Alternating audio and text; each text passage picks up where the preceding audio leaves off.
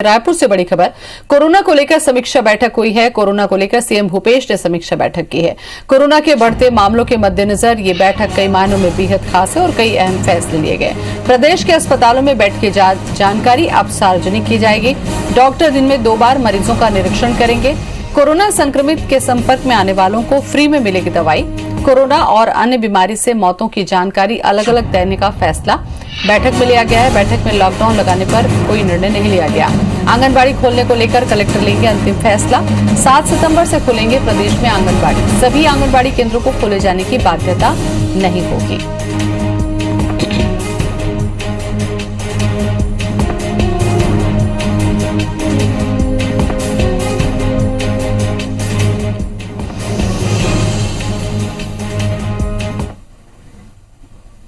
Daily इस बात की भी जानकारी पारदर्शी रूप से उपलब्ध कराई जाएगी डेली प्रेस बुलेटिन में कि कितने बिस्तर किस अस्पताल में खाली हैं।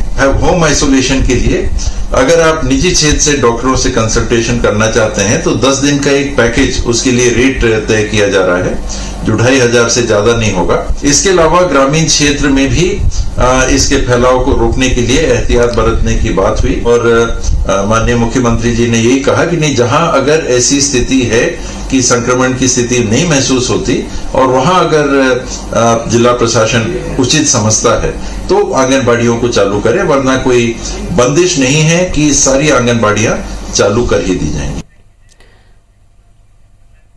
तो संक्रमण के बढ़ते मामलों को देखते हुए ये समीक्षा बैठक की गई और इसी खबर पर ज्यादा जानकारी के लिए हमारे साथ जुड़ रहे हैं हमारे संवाददाता राजेश।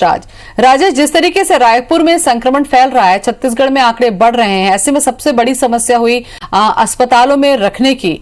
क्या लगता है आपको कि इस बैठक में कितने महत्वपूर्ण फैसले लिए गए?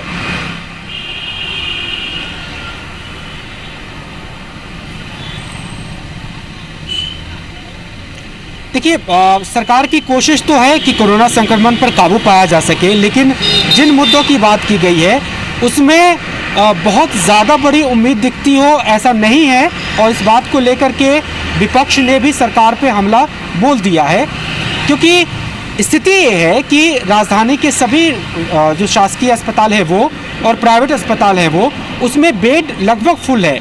तो अभी ज़रूरत युद्ध स्तर पे बेड क्षमता बढ़ाने की है और इस बात की डिमांड भी विपक्ष और बृजमोहन अग्रवाल पूर्व मंत्री रहे हैं, उन्होंने जस्ट सरकार के समीक्षा बैठक के बाद प्रेस कॉन्फ्रेंस की और कहा कि पूरे रायपुर में शासकीय और प्राइवेट हॉस्पिटल को मिला ले तो केवल 1740 बेड हैं, जबकि हर दिन अकेले रायपुर से 800 से 900 केसेस आ रहे हैं। स्थिति ये हो रही है कि गंभीर मरीजों को भी अस्पताल में बेड नहीं मिल रही है, तो सरकार को इस दिशा में सोचना चाहिए।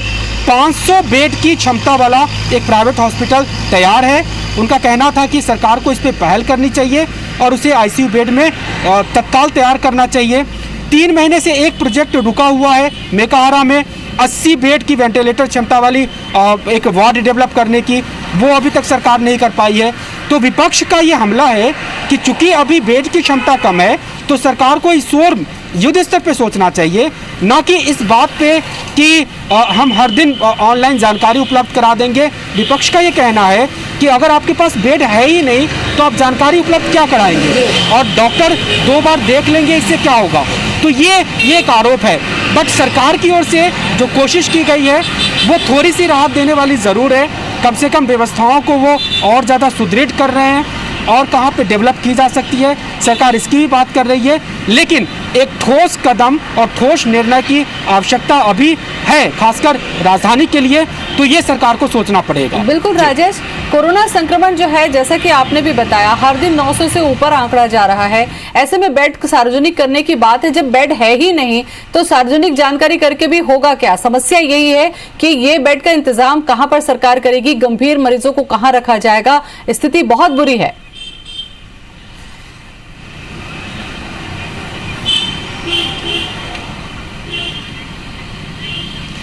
जी बिल्कुल, स्थिति वाकई बहुत बुरी है और सरकार को निश्चित रूप से इस पर सोचना चाहिए। हालांकि स्वास्थ्य विभाग के कुछ अधिकारियों से मेरी बात हुई थी, उन्होंने इस बात को ज़रूर कहा है कि प्रस्ताव है, 2-3 हॉस्पिटल को चिन्हित किया गया है और उसे आईसीयू बेड क्षमता के साथ डेवलप करने की बातें चल रही है।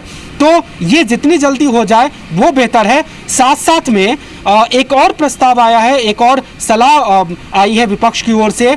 उनका बृजमोहन अग्रवाल जी ने कहा है कि सरकार को जितने भी रायपुर और आसपास में सामाजिक भवन है, सार्वजनिक भवन है या फिर बन के जो तैयार भवन है उसे एक्वायर करना चाहिए, बिल्कुल। उसे और आइसोलेशन सेंटर के रूप में डेवलप करना चाहिए जी। और हॉस्पिटल में सिर्फ उन्हीं पेशेंट को भेजा जाए तय करके जिन्हें डॉक्टरी चिकित्सा की जरूरत है। बिल्कुल। ये एक सुझाव विपक्ष की ओर से आया है। जी। बिल्कुल राजेश, और एक अहम बात जो मैं आपसे जानना चाहूँ कि अब ट्रीटमेंट का रेट भी फिक्स कर दिया गया है। आपको लगता है कि इससे पेशेंट को आसानी होगी या मुश्किल बढ़ सकती है?